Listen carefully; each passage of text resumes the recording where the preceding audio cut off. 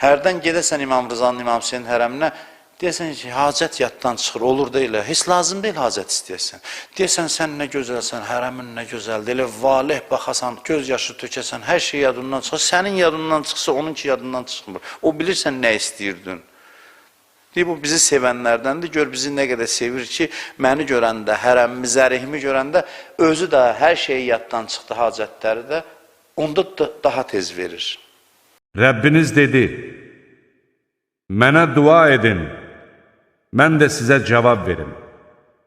Həqiqətən mənə ibadət etməyə təkəbbür göstərənlər cəhənnəmə zəlil olaraq girəcəklər. Darda qalan kimsə, yalvardığı zaman ona cavab verən, şəri sovuşduran və sizi yeryüzünün varisləri edən kimdir? Allah onların qoşduqları şəriklərdən ucadır. Onların çoxu ancaq şərik qoşaraq Allaha iman gətirir.